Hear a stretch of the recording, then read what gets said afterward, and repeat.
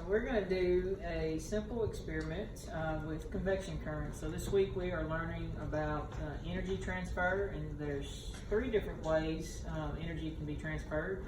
One is through conduction, one is through convection, and one is through radiation.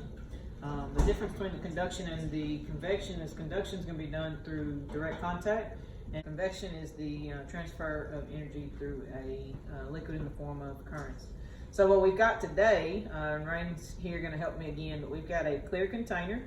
We've got it filled with water. We've got two things to help hold it up, because we're going to need to put some warm water underneath there. We've got a little thing to put water in.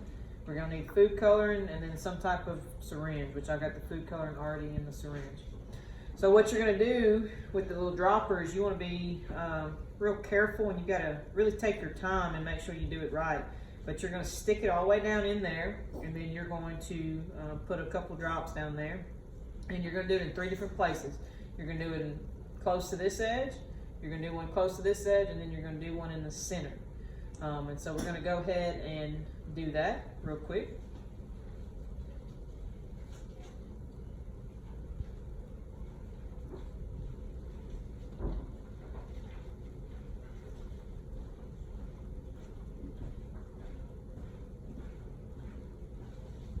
Drops, and this dropper was not the greatest because you've got some food dye up towards the top, and I may have put a little bit too much right there, but you want to try to keep your drops about the same, so about what these two sizes are. All right, so the next thing we're going to do is we're going to take some warm water, and I'll warm some with the coffee pot, and we're going to fill this, and then we're going to place it directly under the center where that middle dot is.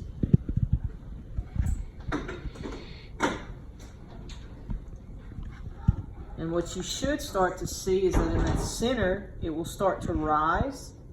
And what's happening is whenever the water and the dye gets heated, it's becoming less dense. And so it's going to rise towards the top. And your cooler water particles are going to go towards the bottom because they're more dense. And so they cycle back to the top. Convection currents are important because they're in everyday life. So, like for example, the wind outside, the reason the wind is there is from convection currents happening. Volcanoes and earthquakes are believed to be, convection currents are believed to be the reason behind those, as well as continental drift. We've talked about continental drift in 8th grade towards beginning of the semester. And you know, that's the idea that all the continents were once together and then drifted apart because of this convection current. These convection currents from down in the core of the mantle of the Earth, causing them to move and so forth.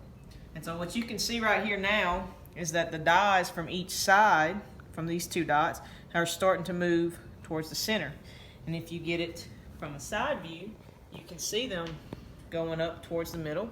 We may need to reheat our water, but then they're cycling through, and that's a convection current for you.